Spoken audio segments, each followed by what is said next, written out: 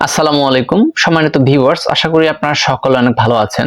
আজকের এই ভিডিওতে খুবই গুরুত্বপূর্ণ 5টি অঙ্ক নিয়ে কথা বলবো, যে অঙ্কগুলো চাকরির পরীক্ষায় বারবার আসে এবং পরীক্ষাগুলোতেও আসবে। তো শুরুতেই যে কথাটি বলবো, আপনি যদি এই চ্যানেলে এখনো নতুন হয়ে থাকেন, চ্যানেলটিকে অবশ্যই সাবস্ক্রাইব করবেন এবং ভিডিওতে একটি লাইক দিয়ে দেবেন। তো প্রথমেই যে অঙ্কটি দেওয়া আছে এখানে দেখতে পাচ্ছেন, নিচের কোন ভগ্নাংশটি বড়।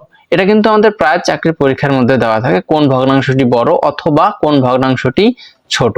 এই প্রশ্নটা কিন্তু থেকেই যায়। খুব সহজে আমরা কিভাবে অঙ্কটা করতে পারি, কয়েক সেকেন্ডের মধ্যে আমরা অ্যান্সার বলে দিব। সেটা হচ্ছে আমরা কম্পেয়ার করব এই দুটোর মধ্যে। শুরুতে আমরা এই দুটোর মধ্যেই কম্পেয়ার করব। তো কম্পেয়ার করার যে সিস্টেমটা, সেটা হচ্ছে প্রথমে আমরা এই কর্ণ বরাবর গুণ করব। তাহলে 3 আর 15 যদি আমরা গুণ করি, তাহলে হচ্ছে 3 15 45, এবং তারপর হচ্ছে আমরা এই কর্ণ বরাবর গুণ করব। 5 4 5 20, তাহলে আমাদের হয়ে গেল 20। তাহলে এখানে বলেন তো কোনটা বড়? অবশ্যই 45 বড়। তাহলে আমাদের 20 অর্থাৎ এই অপশনটা কি ছোট, তার মানে এটা আমাদের বাদ। তারপর আমরা এইটা কম্পেয়ার করব, এটার সাথে এটা কয়ের সাথে গয়ের কম্পেয়ার করব। তাহলে 3 আর 20 যদি আমরা গুণ করি, তাহলে 3 আর 20 যদি আমরা গুণ করি, তাহলে 3 20 কত হচ্ছে 60, এবং 5 আর 3 যদি আমরা গুণ করি, 3 5 15। তাহলে এখানে দেখেন তো কোনটা বড়? অবশ্যই 60 বড়। তাহলে আমাদের এটাও কি ছোট, এটাও আমাদের নেওয়া যাবে না। তারপর আমাদের ঘ নাম্বারের সাথে যদি এখন কম্পেয়ার করি, 3 আর 25 যদি আমরা গুণ করি, 3 25 75, এবং 5 আর 7 যদি আমরা গুণ করি, 5 7 35। তাহলে এবার বলেন তো কোনটা বড় হলো আমাদের? অবশ্যই 75 বড়। তার মানে সব থেকে বড় ভগ্নাংশটি কোনটা? তার মানে অপশন ক, 3/5। দেখেন আমরা খুব সহজে কিন্তু এটা বের করতে পারলাম। আপনাদের যদি বিশ্বাস না হয়ে থাকে যে এত সহজে কিভাবে বের করা সম্ভব, তাহলে আপনার ফোন থেকে ক্যালকুলেটর বের করে আপনারা চাইলে গুণ করে নিতে পারেন। তো এই শর্টকাটটি জানার কারণে আপনি চাকরির পরীক্ষায় খুব দ্রুতই অ্যান্সার বলে দিতে পারবেন। তো ছোট কোনটা? ছোট বড় যেভাবে বের করলেন, ঠিক একই রকম ভাবে ছোটটা বের করব। এখানে দেখেন ছোট কোনটা আসছে, 15 কিন্তু ছোট চলে আসছে। ঠিক আছে, তো আপনারা এভাবেই করতে পারেন। তো চলেন তাহলে 2 নাম্বার অঙ্কটি দেখে নিই আমরা। তো 2 নম্বরে যে অঙ্কটি আছে সেটি হচ্ছে দুইটি সংখ্যার অনুপাত 5:8। ছোট সংখ্যাটি 65 হলে বড় সংখ্যাটি কত? তার মানে আমাদের বড় সংখ্যাটি বের করতে হবে। তার মানে দুটি সংখ্যার অনুপাত, তাহলে অনুপাত কত আছে? 5:8। ছোট সংখ্যাটি, এখানে ছোট কোনটা? অবশ্যই 5, তার মানে ছোট হচ্ছে কত? 65 অনুপাত 8। যে সংখ্যাটি এখানে বড় সংখ্যাটি আমরা এখানে x ধরে নিলাম।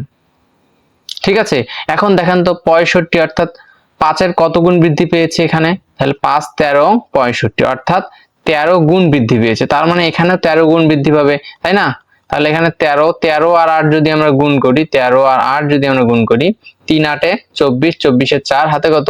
2, 8 কে 8 আর 2 এ 10, অর্থাৎ 104। আমাদের সঠিক উত্তর হচ্ছে কত? খ নাম্বার 165:104। যেহেতু প্রথমে 5 আছে তাই আমাদের খ। তার মানে ঘ নাম্বার যদি আপনারা মনে করেন তাহলে কিন্তু ভুল হয়ে যাবে। দেখেন কত সহজেই কিন্তু আমরা এই অঙ্কগুলো করতে পারলাম। তো পরের অঙ্কটি দেখেন। এই অঙ্কটি দেখেন, এখানে আছে কি 1 স্কয়ার, মানে 1 এর উপর স্কয়ার, 2 এর উপর স্কয়ার, 3 এর উপর, এভাবে 20 এর উপর স্কয়ার। তো এখানে দেখেন এগুলো হচ্ছে স্বাভাবিক সংখ্যার বর্গ।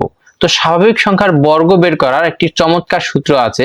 বেসিক যে সূত্রটা, সেটি হচ্ছে যোগফল, অর্থাৎ এখানে মানে বর্গের যোগফল। স্বাভাবিক সংখ্যার বর্গের যোগফল সমান n into n plus 1 into 2n plus 1 ভাগ 6।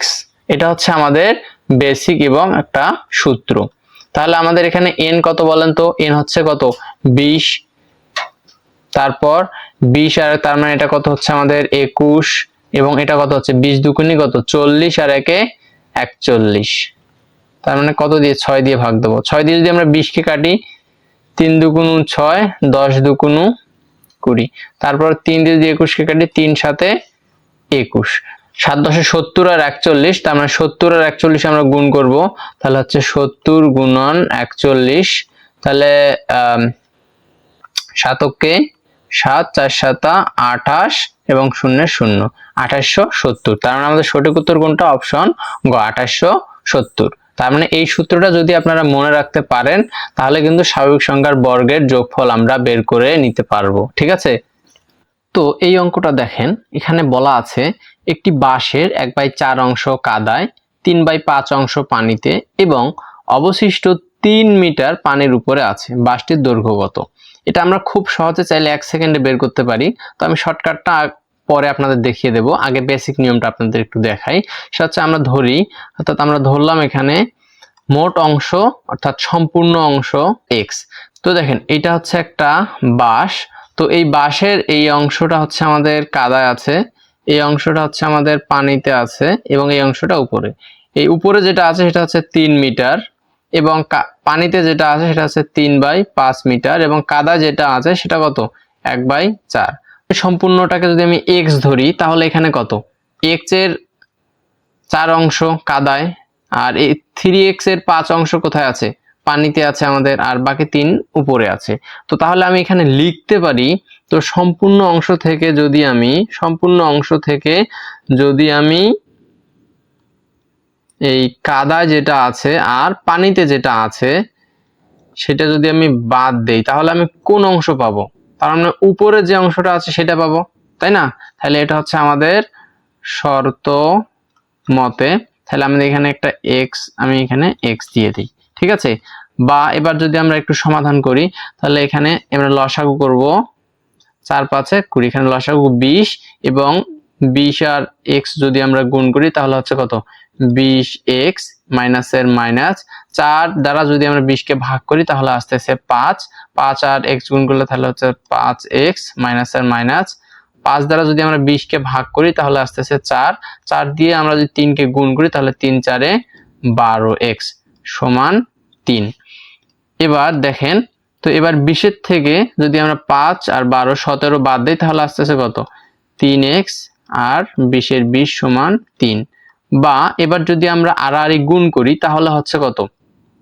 20 আর 3 গুণ হবে এবং 3x এদিকেই থাকবে, 3x এদিকে থাকলো, তাহলে 20 গুণন 3, 3 আর x গুণ অবস্থায় আছে। তাহলে আমি যদি এবার এদেরকে সমান চিহ্নের বিপরীতে দেই তাহলে x সমান হয়ে যাচ্ছে কত? 20 গুণন 3 ভাগ 3, এই 3 কাটা, তাহলে আমাদের থাকতেছে কত? x সমান 20। তাহলে আমাদের সঠিক উত্তর কত? অপশন ক 20। তো এটা খুব সহজে আমরা করতে পারি, সেটা হচ্ছে দেখেন যদি এরকম থাকে তাহলে এই হর দ্বারা যে সংখ্যাকেই আমরা ভাগ করতে পারবো, অর্থাৎ এই দুটো হর দ্বারা যে সংখ্যাকেই ভাগ করতে পারবো সেটাই অ্যান্সার। তো এখানে দেখেন 20 কে আমরা 4 দ্বারাও ভাগ করতে পারি, আবার 5 দ্বারাও ভাগ করতে পারি, কিন্তু 12 কে আমরা যদি 4 দ্বারা ভাগ করতে পারি কিন্তু 5 দ্বারা ভাগ করতে পারি না, তাই আমাদের 12 অ্যান্সার না। 15 কে আমরা 5 দিয়ে পারি কিন্তু 4 দিয়ে পারি না। 16 কে আমরা 4 দিয়ে পারি কিন্তু 5 দিয়ে ভাগ করতে পারি না, তার মানে আমাদের অ্যান্সার কত? 20। তবে অনেক ক্ষেত্রে আপনাদের যদি অপশন এই 16 না থেকে আপনাদের অপশন মনে করেন যে আসলে 60, সেক্ষেত্রে আপনারা কি করতেন? সেক্ষেত্রে আপনাদের কনফিউশন দূর করার জন্য আপনাদের বেসিক নিয়মে করতে হতো। তাই আমি আপনাদের শর্টকাট এবং বেসিক দুটো নিয়মেই জানিয়ে দিলাম। তো পরের অঙ্কটি দেখা যাক, পরের অঙ্কটি আরো গুরুত্বপূর্ণ। তো 5 নম্বরে যে অঙ্কটি আছিল সেটি হচ্ছে 10, 40 এবং 50 এর চতুর্থ সমানুপাতিক কত? এটা আমাদের বের করতে হবে। তো এখানে দেখেন, তার মানে 10 আমরা এখানে লিখতে পারি 10 অনুপাত 40, যেহেতু সমানুপাতিকের কথা বলছে তার মানে আমাদের এখানে দুটো অনুপাত দিয়ে 50, এবং যে অনুপাত আমাদের বের করতে অর্থাৎ চতুর্থ সমানুপাতিক বের করতে হবে সেটাকে আমরা x ধরে নিলাম। তো অনুপাতের নিয়ম অনুসারে আমরা লিখতে পারি 10 ভাগ 40 সমান 50 ভাগ x। তারপর আমরা কি আড়াআড়ি গুণ করতে পারি, মানে আর গুণ করতে পারি বা ক্রস গুণন যেটাই বলেন না কেন। তাহলে 10 আর x গুণ করলে হয়ে যাচ্ছে আমাদের 10x সমান 40 আর 50 আমাদের গুণ করলে আমরা এটাকে এই অবস্থায় রাখি 50 গুণন 40, তাহলে আমাদের কাটাকাটি করতে সুবিধা হবে। বা x সমান আমাদের 50 গুণন 40, তাহলে 10 নিচে চলে যাবে, তাই না?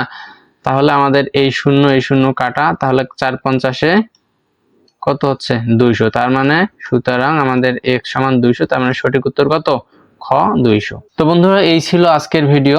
তো ভিডিওটি যদি ভালো লেগে থাকে অবশ্যই লাইক কমেন্ট শেয়ার করতে ভুলবেন না, সেই সঙ্গে অবশ্যই চ্যানেলটিকে সাবস্ক্রাইব করবেন এবং যে অঙ্কগুলো এখানে দেখিয়ে দিলাম সেই অঙ্কগুলোর সমান মানে সেই অঙ্কগুলোর মতো যে অঙ্ক আছে সেগুলো প্র্যাকটিস করার চেষ্টা করবেন। আশা করি এই অঙ্কগুলো শিখলে চাকরি পরীক্ষায় আপনারা অবশ্যই কমন পাবেন।